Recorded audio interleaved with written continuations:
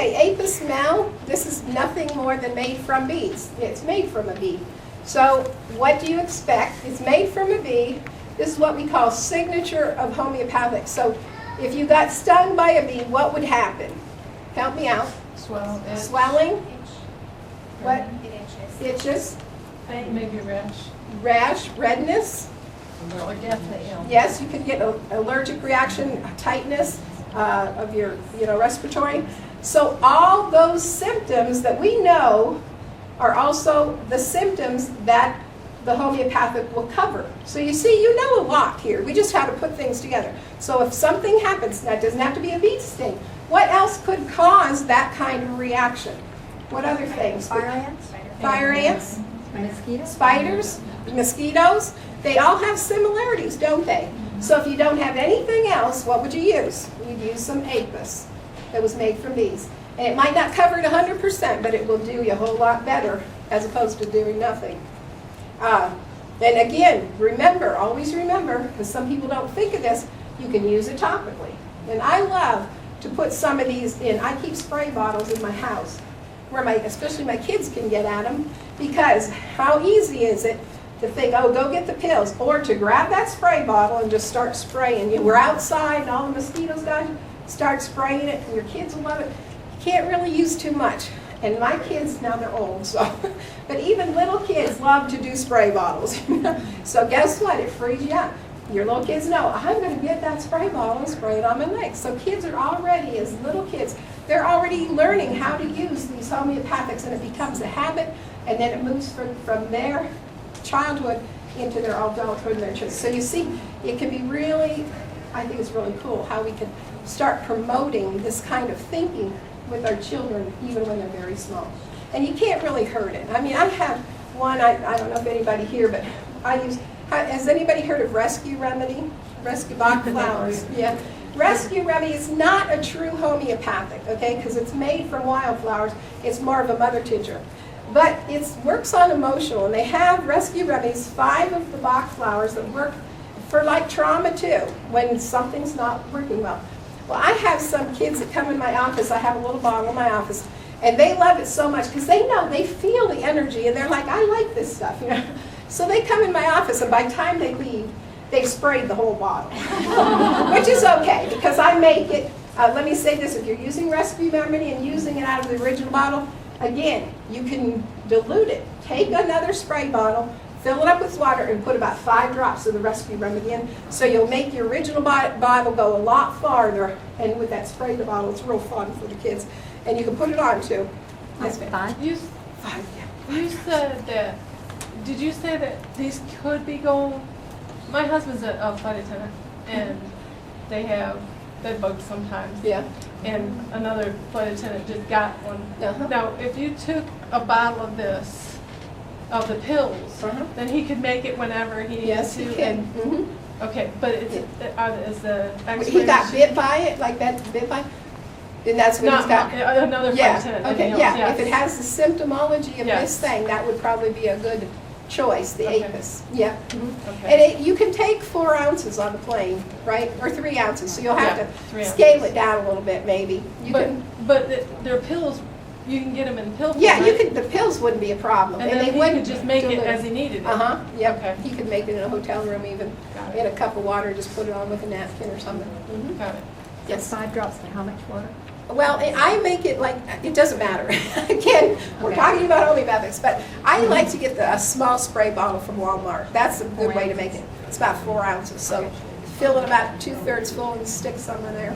Yeah, I need it at Walmart. Yeah. Okay. Well, you mean the Bach flowers? No. No, I have The spray bottles, Spray yeah. bottle. Yeah. For those, I don't advocate a lot of plastic, but those plastic bottles are fine for, this kind of thing. I wouldn't keep things in long term, like for a year maybe, but they're hard plastic too. Did you have, okay, so now we're going to, as we go for the next thing, I'm going to tell you what it is, and you tell me what you think might work for it. Let's go to, I skipped over alien cepa. Guess what, that's an onion. So what do you think the symptomology to that is? Onions. Talk loud, I can hear you. Watery eyes. Watery eyes, yep. What else?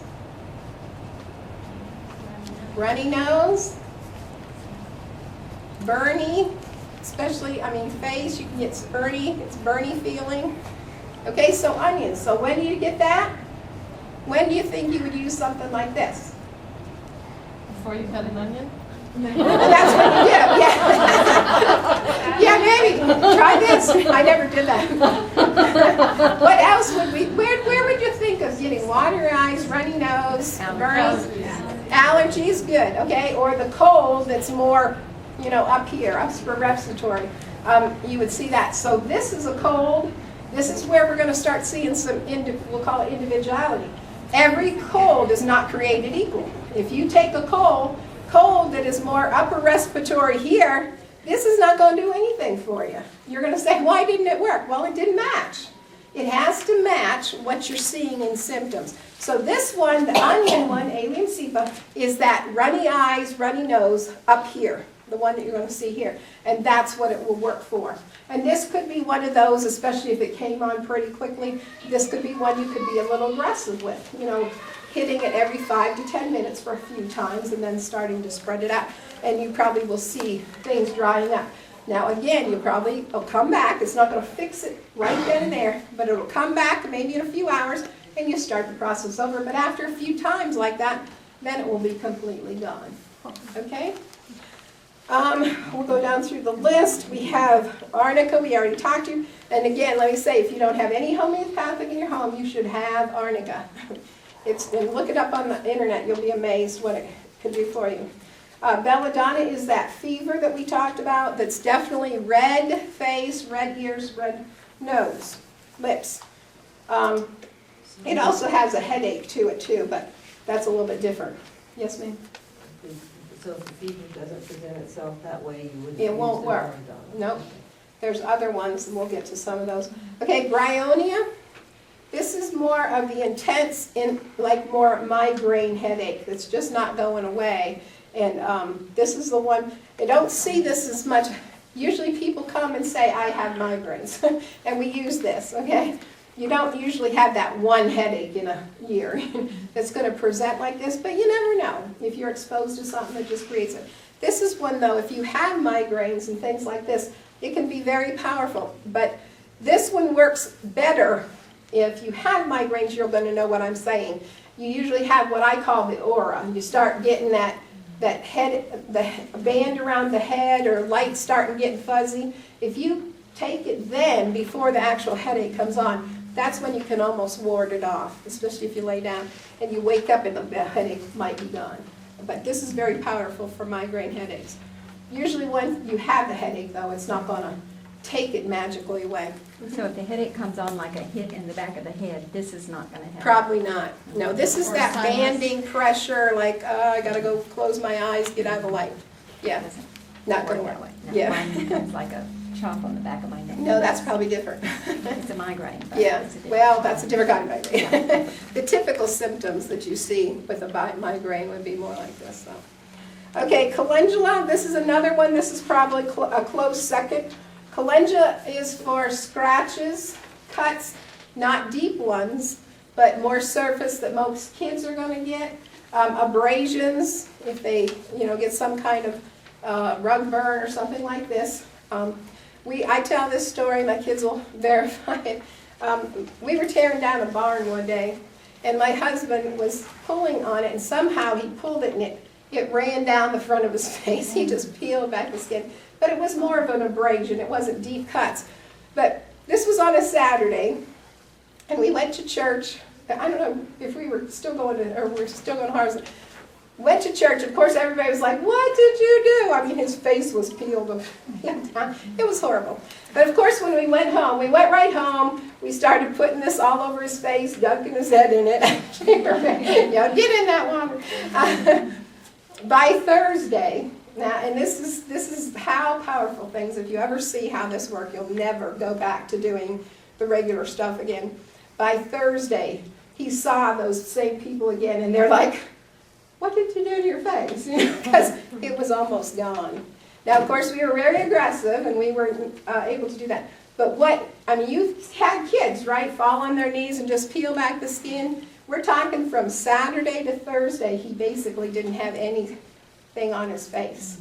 And this would be one of those for kids again. If you have kids, you want to have calendula if you don't have anything else, because it works so quickly.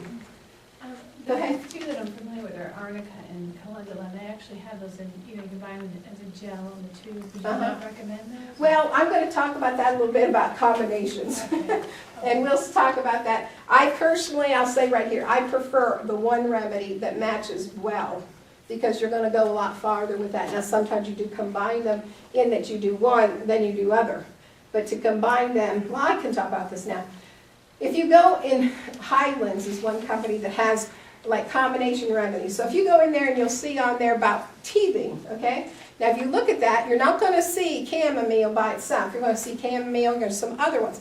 This is what I call the shotgun approach. Now if you don't know this, that's the next best thing, because the body will usually use what it needs and leave the others alone. But it still can be, you know, if you're listening to a radio and a television and you get a phone call, is it easy to listen to any of those? It's easier to listen to one, isn't it? So the remedy concept is easier if you have one good remedy as opposed to several that might work. But if you don't know, that's the next best thing. So it's the difference between this concept or the shotgun approach. So I'm not saying it's wrong, but you're going to do better with this if you can get a handle on using these kind of things. Well, those things aren't together in the same tube, but would you recommend that physically? Yeah, use the what I arnica might in do, the tube? hey, come on in. What I might do for, okay, say you're going to have some dental work, and we know we need at least 2 or 3 different remedies that are going to be needed. What I'll do is make bottles of all 3. And I would give, like arnica would be, hypericum would be, and ruta would be his third one I'd use. So what I tell a person, take the arnica first, take a tablespoon of that, wait 15 minutes, take the hypericum, wait 15 minutes, take the ruta, wait 15 more minutes, take the arnica again. And so I would take the single remedies, but you can combine them that way, not together, but at different times. And then it'll still work like a single remedy. Mm-hmm. Okay, does that make sense with everybody? Okay. Yes, ma'am. The calendula, are you saying you only use that topically, you don't take? No, you can take it, but most of the time it's more topical. You need it more topically. So you might as well go ahead and use it topically. And you can get some of these in preparations of, you know, creams or ointments and things too. But again, if you got your little kids, you got all you need. You don't really need anything else.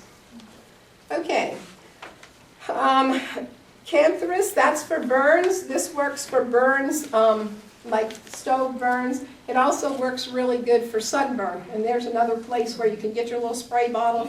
Somebody gets a sunburn and just keep spraying them with the Cantharus.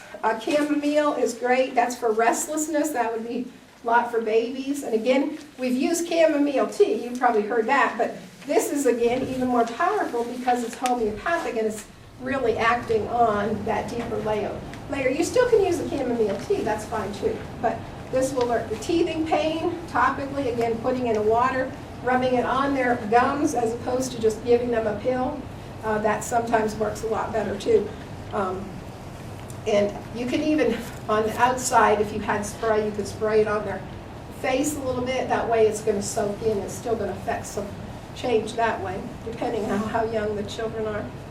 Gelsemium, this is another headache one. Off the top of my head, it's more of the, think of a flu. The pain you would feel with the flu, you know, all over body hurting. Then the headache, that's just kind of a pressure headache. It's like I have a headache kind of thing. This is more like that, and the fever that goes along with it. Would that work for sinus headaches too? Pardon? Sinus or Sinus, pressure that might be working, yeah. This is probably a good one for that one. Again, there's always a chance it doesn't work for that. But I would use this before I would use the Bryony in that concept because it would match better. Is that one of them, that's what you would use to buy those crystals you talked about? The oscillum, well, they like the oscillum because that's a bird flu and it matches flu more often. But you're still, it's the same concept as the flu vaccine, which I don't advocate, by the way. Again, vaccines are not, you don't get just the vaccine, you get everything else. Oscillum is made from the bird flu, so if you don't have that kind of flu, it's not going to match. This year, I don't know if everybody remembers, but we started flu in September. I saw my first client of flu this year in September, and it went all the way through Christmas. It was not the bird flu at all. It was a cold. It looked more like a cold, but it was a true flu. It didn't match the oscillum. So people are using the oscillum saying it's not working because it didn't match it. The gelsemium was one of the ones that matched it. So there again, oscillum is what, how many people use oscillum? Do they know what I'm talking about? Little vial, it has orange and yellow stripes on it. It's all oscillococcinum, or it's a big long word. And you can actually find it in regular pharmacies now. But they are homeopathics. I advise people to start taking those as a preventative or to keep from the flu in October and take it all the way through at least March. Some people take it year-round.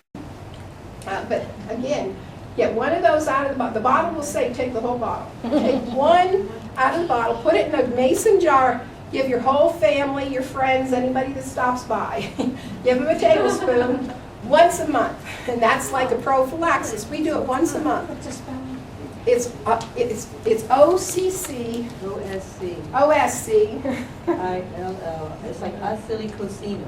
It's Yeah. really long. Yeah, it's a long word. You can tell her husband. OSC ILLO. If you went in and asked for that, then they'd be able to give it to you. Because they know what They it sell is. it at Walmart. They sell Yeah, it they're everywhere. tiny tubes about this long, and they have little balls in them. But you only need one ball, one pellet per person, or a whole family if you put it in water. So you're saying one of the little crystals of one of the vials could go in a mason jar? Uh-huh. Wow. Yeah, wow, that's right. How many of those capsules have you taken? That stuff. Yeah. So it's expensive for Oh, I a big know. family. And But they they're say- making money. Oh, They yeah. want you to take a whole bottle. They say like take 3 doses a day, so you're using 3. Well, now that's when you get sick. Of course, you still don't need that. When you get, if you are around it one time a month from October to March minimum, you can take it all year if you want. If you start seeing people around you getting sick, take it once a week. If you get sick, then you're going to maybe dose 2 or 3 times a day. But you're still going to take out of the mason jar or one pill. You don't need the whole capsule. You only need one. It's the same thing, same information in one as the whole Man, box. so one box would last you forever. I buy a box and give it to all my clients and everybody. It lasts me forever. Yeah, you doing that. You probably will never have to buy another one. I won't. You can get one vial. Yeah. Okay. So we're talking about flus. That's the flu remedy that we use for prophylaxis. But gelsemium is another flu remedy. It's like the next or same. If you got the flu and that wasn't working, try gelsemium, and that will usually be the right one. You know, the only thing I've ever known, past before hearing you talk about this, was this one that you buy at the store. And I was using it like if I started getting bronchial. Yeah. Well, some trouble. people do. Some people think, well, And I let me thought, just well, try it's this. for virus, that's what I figured. And it could. It just depends. If it matches something, it's going to help. I mean, you're taking a chance. You're kind of just experimenting. And it's better to know than just experiment. But yeah, some people will do that. And it works. But this Because is it has more symptoms. specific. Yep. Okay, the next one is hypericum. Hypericum is another one I put at the top, right under calendula, because it's for nerve pain. It's also for deep cuts. So if you get something that's deeper than like calendula would be, you'd want to use this. Again, you can use it internally because it's more internal as far as the nerve pain. Whereas calendula I wouldn't use as much internally. But this one you can, but you can also use it externally. If you had, I would say if you had to get stitches and it was that deep, this is where I would use hypericum. Even if the doctors told you not to get it wet. Okay? I figure you can put it around it, you can spray it. It doesn't have to soak it, but this is going to heal it up so fast that you'd be amazed that you might not even need. I'll just throw another thing here. I like to throw things in. Cayenne. Cayenne will seal up a cut. Again, if you think you need stitches and you want to try the cayenne and put a butterfly on it, you probably don't need stitches. Okay, and it will be a cleaner heal than if you got stitches and had a little scar tissue over the top. Cayenne pepper. Oh. Cayenne pepper, yes. And better in liquid. You don't have to put it right on it, you Would can it put it burn? around it. It causes the blood to get away from it, so it seals up faster. But you can seal up, cut.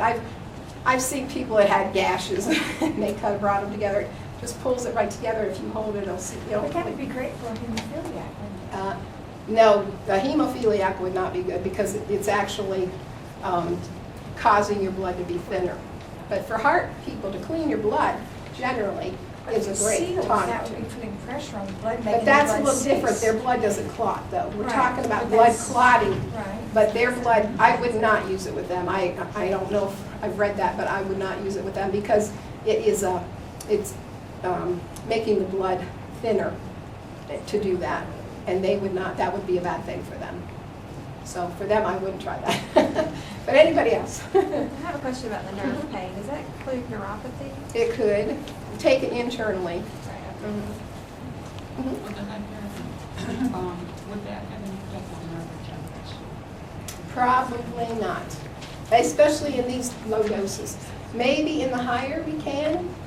There are some people, I have a homeopath friend in New Zealand who's actually regenerating myelin sheath on quadriplegics, and they're walking in.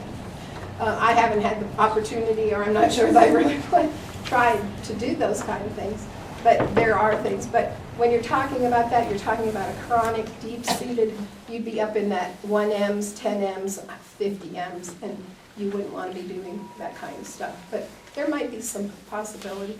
I'm to the place where every day I see some miraculous things, and I just sit back and say, wow, even things we don't know. So, yes and no. There's nerve pain like, is that similar like the shingles pain that you hear That would about? probably be something you'd see, yes.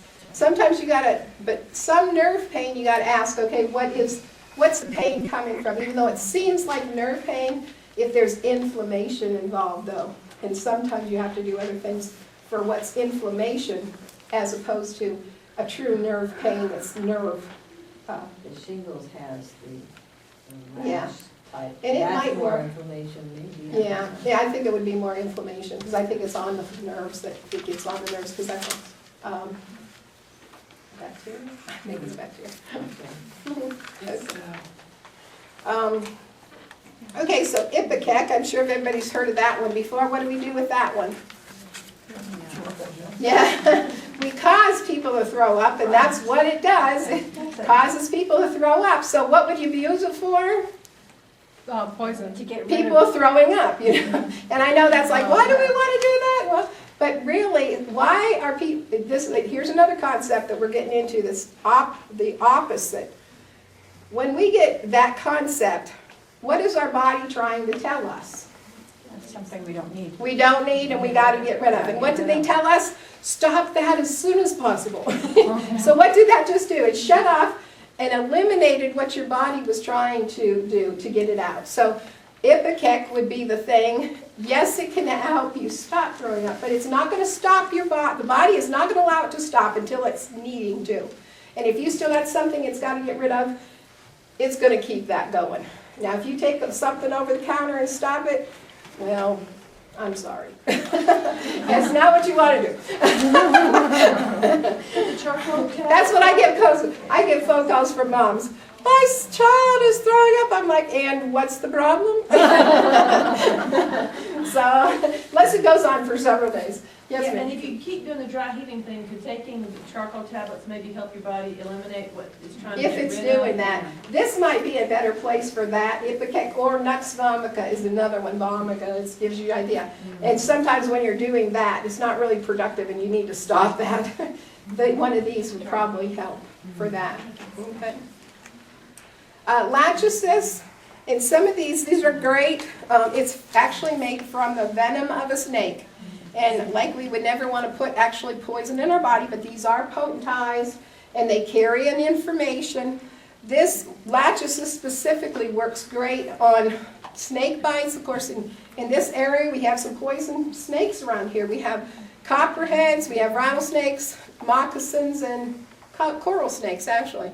And You can use this. Of course, I would not say, let's just hang around the house and see what happens. You know, you want to be going to have it checked, but I always say start your homeopathics on the way because it might totally clear out. And I've seen people that even got bit with rattlesnakes that use this, and they didn't have any effects much. I mean, they had a bite, they had the swelling localized, but it never went any farther. So And this would be an aggressive one too. internally or? Both, I do both. Both. Internally and on the surface. When in doubt, use it both ways. That's what I say, because again, you can't hurt yourself. Now, with this lachesis too, we use this, even though we have ones for spider bite, lachesis will also work for like your brown recluse spiders, not so much your everyday spider, because that would probably go back to the apis, but the brown recluse or the black widows that would have venom and cause the same kind of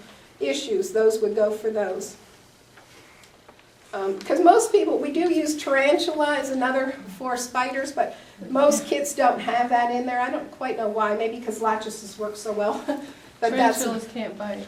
They're big. But their venom works on other spiders though. So you could use that if you did have that remedy on some of the other spiders, would work to do the same thing. But lachesis, think of lachesis, the snake bite for spiders and snakes together. Scorpions? Scorpions, this would be another one for scorpions because it would be similar too. Same kind of symptomology, anything that looks the same. Okay, the next one is ledum. And this is basically for puncture wounds, which is different than for scratches and abrasions that we talked about. Puncture wounds from nails, from, you know, staples. Jesus just had your son got stepped on a staple. And another big one here is tick bites. If you have ticks and you get tick bites, take it. Don't even ask questions because we have cured, I'm not supposed to say that, but we have cured Lyme disease using ledum, even long term. Even if it's been 10 years, we can cure it. Now again, 30C is not going to do anything big, okay? You probably need to call me and we're going to do big stuff. But Lyme disease, if you're anybody, if you think you got bit, it doesn't have to have the ring and it doesn't have to be embedded. If you think you got bit, you should take ledum. If your kids get bit, you saw a tick on them, give them the ledum, and don't even ask any questions. Give it to them. What about your puppy? Yes, animals can take any of these just like people. Same thing. A homeopathic vet will use the same remedies for the same reasons as we do. You can give it the same way, because animals can get sick from tick bites too. So we're talking 1 tablespoon a day, or what are we It's talking? just I usually just give 1 dose. If I see a tick or have a bite, I give them 1 dose. If it does get swelled up again, then you can use it topically again. But just treat it as needed. But most ticks, unless they get embedded, aren't going to really affect a lot. And 1 ledum is going to be fine. But if it is, worse. And if you have anything that had, like produces, if you don't know, if you get a ring around a tick bite, that means it has so-called limes in it. And you do want to seek help. And I'll just say antibiotics probably aren't going to cure anything. I'll just leave it at that. Okay? Okay. Oh, here's another story. I like to give stories. My daughter, not the 2 that were here, I have 1 more daughter. She was in our chicken barn, okay? Let me just say this too. People, tetanus, okay? Like I always gave the vaccination thing, but tetanus, you're not going to get tetanus when you're at home washing dishes and you break a glass in your dishpan, okay? Unless there was a horse that ran through your kitchen earlier that day, you probably won't get tetanus, okay? Probably, you know, tetanus is one of those things they talk a lot about, but, you know, the chance of really getting, I'm not telling you ignore it, okay? But you don't get tetanus as easy as they want to say and tell you you have to have a tetanus shot, okay? And again, let me remind you, DPT, that's all I have to say. But ledum can work with tetanus or puncture wounds that could create tetanus. And here's my story. You know, I believe the Lord always tests me in a lot of the areas that I'm working. He wants to take me to my limits and say, okay, are you really going to believe me and you're really going to believe what I'm teaching you? So my other daughter, Cynthia, was in our chicken barn in bare feet. And unfortunately, we don't wear shoes a lot. So it was her own fault. But, you know, do the same thing. So she was in there, she stepped on a big nail, went right through the foot, all the way up through the top. So, and this was not, washing dishes in the kitchen, it was in the jigga bar. So it was not a good thing. So she came in, told me what happened, and was not happy. Well, of course, I gave her Leadum right away. But this was one of those things, okay, so do we do the doctor thing, or do we test? So God gave me grace and said, okay, we're going to test it. Now again, I wasn't using 30C Leadum, okay? I was using high potencies. Within a day, her foot was like this big around. She didn't have any red running up her legs, but she, red, hot, puffy, it was probably tetanus, what she had. But we were very aggressive. In about 3 days, everything went down. She was fine. So it proved to me again, this was in the earlier days, that homeopathics are as powerful and more than anything you can take or get in antibiotics and anything else, when they work and they're given properly. And so I tell that, not to tell you if your daughter's in the chicken bar, not to take them to the doctor, but it can work. That's the thing. And many, many times we have proven that alternative health, homeopathy, can do what we are seeking help in other ways, and safer. So that's another one of my, just one of those spiels there. So, but be wise. That's why I'm not telling you not to do the medicine thing. When my son broke his arm last year and his arm was like this up here, we went to the hospital. There are things we do. If you have blood gushing out of your body, don't call me. Some people do. Don't call me. Yeah. Go to the hospital and then call me. We have all kinds of different things people will do. I have people call me, well, I fell off a chair and my wife fell off a chair and I don't know, she doesn't know who she is. I'm like, and why are you calling me? Okay, I get those. I'm like, get in the car, call an ambulance, and call me on the way. And we have some, kind of cool reactions. That one, incidentally, he put his wife in the car. He called me on the way. We gave her a homeopathic remedy over the phone. 10 minutes later, still on the way to the hospital. Well, she knows who she is now. She doesn't want to go to the hospital. I'm like, keep driving. So those things happen, and we work through those. But we still have to be wise. I preface everything, You can always call me later, and we can fix things. Don't take chances with the emergencies. We have to be safe, because things can happen, like, snake bites, all these. They can be emergencies, and you might not react like somebody else, even if you call me. So I'd rather have you at the hospital, and then we can talk. Okay. Next vomica would be the nausea, motion sickness, car sickness. This works good for. Rust tox, that's the poison ivy, and that's actually poison ivy, so you could use that. We, of course, would use that. Again, what you would see in that, of course, you get blisters first, then they break open. You have the honey, gooey stuff. If that comes with anything, poison oak, hemlock, any of those, you could probably use it for the same, or if something else looks like that. Okay. The what? Pregnant women that suffer a lot of nausea, would they use them next time? I would probably go with that before I would do the Ipecac, yes. But there again, there's some other issues involved, some what we call women remedies that kind of cover that a little differently than just the motion sickness. And you can find those in some different books. What about upset stomach and bile? You could try it. It might not be that match, if it's kind of an upset stomach because of something, food allergies or something else, but you might try that. It'd probably be the Nux vomica I would try first too. Does it settle there? It can, yeah.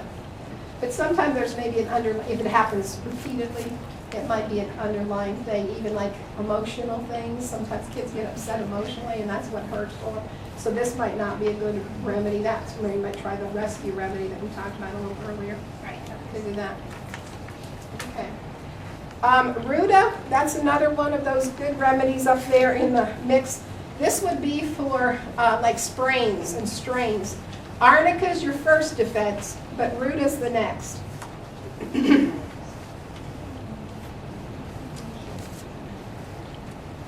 Synthita would be for your broken arms, and of course that's not fixing broken arms, but This will help healing. This will make a big difference in how long it takes to heal. Now, tarantula is one I would talk. You don't see that in too many, but if you do have a chance to get that, if you are inclined to be where you have a lot of bad spiders, but lachesis could work for that. Thulia works for warts, but warts have a basis. They basically come from viruses, usually internally, and the warts are just coming out. So you usually have to work on the virus itself, but sometimes Thulia has what we call a miasm affinity that will get into your system.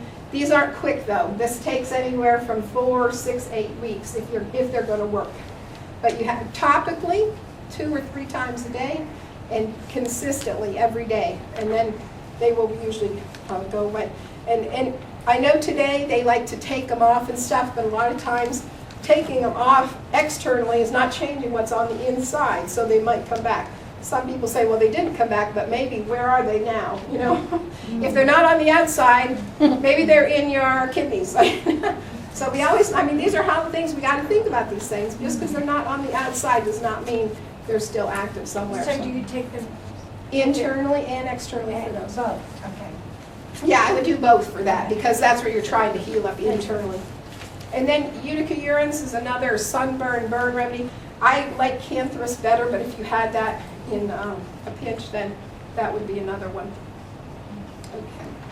Now again, like I said, there are thousands and thousands of different kinds of remedies that you can get and take. And but at this point, it's like, okay, this is just a few, and I'm a little overwhelmed. How do I understand this with what I've gotten and what you're going to have? There's a couple of books I recommend that if you're going to move forward with these, you will need, a book. But these are some of the better ones. This one is actually that first one on your list, A Homeopathic Medicine for Children and Infants by Dana Ullman. And this, just because it says children and infants, these remedies work the same for adults too, and animals. The remedies are not different depending on whether it says for children or not. They're for everybody. This was just written more for parents to have for their children. It's a very good book. It has a lot of information. There are 2 kinds of information that we get. First of all, we have something that's called materia medica. Let's see here.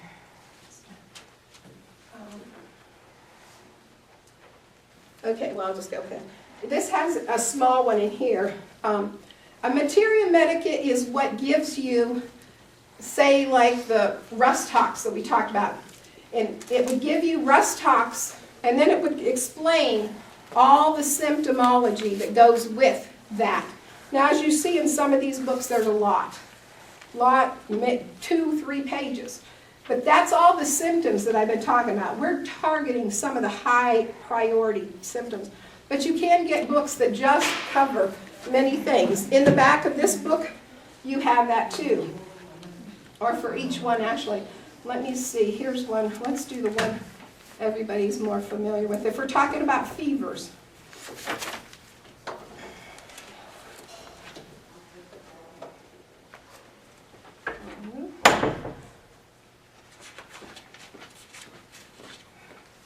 Okay, here we go.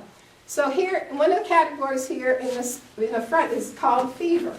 And then it goes down through the list. It says aconitum. This should be considered only at the beginning stages of fever. That's what I told you, remember, the early stages. The fever comes on sudden, usually after the child has been chilled. That's some of the explanation. Over here, though, then we have belladonna.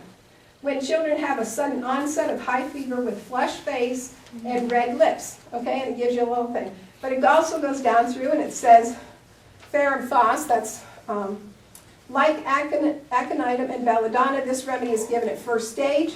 Unlike these other remedies, though, the child who needs ferrum phos has a slower onset. So they're giving you explanations of each of these. So what you would basically do is read each of these and say, okay, this one looks more like what we're looking at. So that would be the one that you try. Now that might change, 2 hours later you might have a belladonna again, red face. Usually belladonna again is the beginning onset. But it gives you several remedies for fevers. This is the part that we'll call the materia medica. that gives you the symptomology for it. Now, if you wanted to read more about belladonna itself, then you could do that too. And repertory is another thing that we use that, for of course, none of you, unless you started to get into it, that you would be looking this. But this repertory gives us maybe it would say like coldness, and it's kind of going backwards, telling you which remedies would actually help if you had a coldness issue. So it's going from the diagnosis or symptomology or the remedy itself. So they're kind of opposite, you understand? Yeah, if you read through these, and as we finish up, feel free to look at some of these. But this book has some of both of that. It makes it easy to do. Now, I just got this one a little while ago. Somebody recommended it to me, and they liked this most because it didn't emphasize children. Of course, it doesn't mean anything. But homeopathic medicine at home is on your list too. That would be another one. And I've been glancing through this. This is my quick reference, but this one gives a little bit more if you want a little bit more, and they give you nice little charts here. Like if you're talking about colds and coughs, they give the different remedies, but they also give some explanation. So this would be another really good book. This was a favorite of another friend of mine, and he recommended that. So both books are good, and I don't even carry these books because I'll tell you, you go on Amazon, you can get them for like 10 cents, Used books for 10 cents, pay the shipping, you got a book for $4. So I don't even bother with keeping these, and they always have tons of these to pick up. And you'll see, if you get a new one, it's going to be probably rough after a while. Anyway, you buy a new one because we've gone through several of those. At the bottom there, I have some web pages that you can look at. The first two do have homeopathic kits. I just went on there. The one that I have here, which I do have a few to sell if anyone's interested, we'll be selling these for $95 a talk price. This one, I believe, on the internet was $115 for the 50 remedies. I think the other company, that A to Z, they had it on sale right now. I think it was like a $105, and it's normally $115 too, or something like that. Usually you can get them somewhere around that $100. They used to have them on better sales. They used to have them for like $80, and I haven't seen a sale like that for a while, but I'm going to try to give you some discount if you want to get one. Then the last couple things there, you can go on some of these websites and read more about homeopathy. I know I've run through things pretty quickly tonight, and if you want to read and understand a little better. Of course, the books have good explanation at the beginning too, a little easier to understand. But these websites do have sections. What is homeopathy? What is potentization and things like that really can help you out as we're talking of the things. Now let me look through my things real quick, see if I missed anything that was very important. Okay. I talked about aggravation. Another term I like to use is healing crisis. Healing crisis is something that sounds terrible and nobody wants to go through, but sometimes it's unavoidable because as our body is healing, pulling things out, getting rid of the bad stuff, you're going to feel worse. Now whether another way to say this, you're going to feel worse before you feel better, okay? And that sounds terrible and nobody wants that, but sometimes that's what has to happen. Again, we've been taught so long that we can pop a pain reliever or pop an aspirin or something that makes us feel better quickly, but it doesn't really heal or do anything much. It's just blocking something up here that says, okay, I'm not feeling that anymore. That nerve pain is gone, but it didn't heal anything. Where in homeopathy, we are trying to heal things, trying to get rid of things. And sometimes we have to go through some pain before. And so one thing I especially teach in my office is we have to get back to the place where it's okay to hurt a little bit. It's not going to kill us, but we have to use that pain and that hurting maybe or whatever it is to help us to know if we're going in the right direction. If we don't really know what hurts, we don't know what's wrong sometimes. And so that's what I call a healing crisis, sometimes just feeling symptoms that might help us know what's going on. And the same with our children. We don't like our children to hurt, but sometimes we need to know as parents what's really going on. This is another one, I'll go back to the vaccination just a minute. One of the situations I had not too long ago, of course, medical people know this, so I don't understand why they don't work in that direction, but the measles, if you have a measles, it's 21 days incubation. And at some point during that time, to resolve a measles, has to have a high fever. Okay, did you hear that? Has to have a high fever to resolve it. So explain to me why, when they give our children a measles vaccine, they put them on Motrin to keep them from having fevers. Well, in my situation, I had a child who, the mother, we had worked with them for quite a few years, and she had only given like one at a time. Like the MMR is measles, mumps, and rubella at the same time. She was taking it out and giving them measles at one time and mumps. She was trying to spread it out because she wanted to have the vaccination, which is fine. I'm not going to argue that. But she went to the doctor when her child was a little bit older and was pressured into letting her child have the mumps, the MMR, okay? They were in Pennsylvania. I'd already moved to South Carolina. So they called me. They said, we don't know what to do. Our child is in the hospital. He is swelling up every 4 hours. They were giving him medications to keep the swelling down, basically from having him have an anaphylactic shock every 4 hours. And it was really not resolving. I think he'd been in the hospital for like 10 days. So they called me and I started testing. We found, long story short, when I started testing, of course she didn't tell me she'd given him. I said, I'm getting MMR, and I know you're not doing that. She started weeping. She said, they made me do it, you know. Okay, so what do we have to do now? We're going to get this fixed. We gave him a treatment. They gave him the medicine in 4 hours, and it did not work. He just swelled. Now, he didn't die because what we've done was forcing the fever, forcing everything. Within 6 hours, he resolved the medicines, the measles was gone, he went home in the morning after 10 days of this. And this, again, it's like I believe God shows me these things through clients, through things, because I can stand here and tell you, if your child gets a measles vaccination, he needs to have a high fever. And if you're giving him Motrin, he won't have that. And he will not resolve. And guess what? We have a lot of autistic kids that I see. Guess what they got in their gut and have had it for a long time? Measles. Measles virus got stuck in their gut because it never was able to resolve because of the vaccination, because of the lack of the high fever. And then we have to try to make their body get rid of the measles. So again, I'm not saying don't get vaccinations, but I'm saying you have to be educated about some of these things. It's not that simple to say, oh, I'll just let my kids have vaccinations and we're just going to, you know, go on. It's not that simple. And your child might not get autism or something today, but when they get, you know, something out in the future, when they start having autoimmune diseases, is that because of the vaccinations they had when they're a child and never resolved them?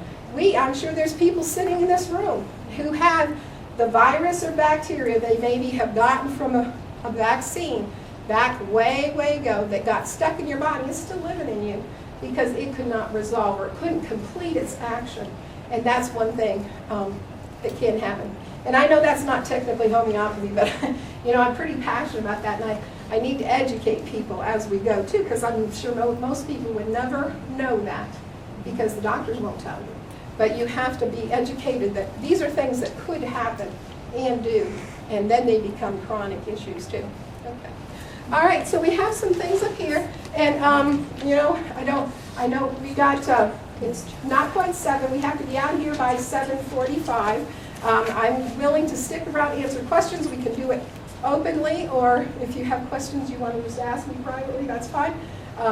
But I'm here, and we can do whatever you want, because I'm used to it. You have a question? What about us, as many years ago, had smallpox shots? How do we know that resolved? And what could be it? Well, usually it'll show up. If you've come and I've tested you and it doesn't show up, it's probably okay. Now, I think the earlier ones were probably better. First of all, the doctors didn't give the whole Motrin thing to us older people. They just said, go home and deal with it, which was for our benefit.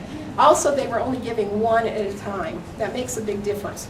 They gave you one shot for one thing. Now they're giving Well, MMR is one shot, but it's 3. On the same day, they'll give DPT, they'll give you chickenpox, they'll give you who knows what.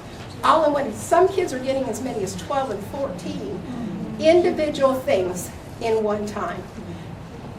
I don't understand it. I don't get it, but that's what they're doing. I don't even understand why. And then but- they're saying that it's not causing the Yeah. autism, and they're not causing the Yeah, I don't know.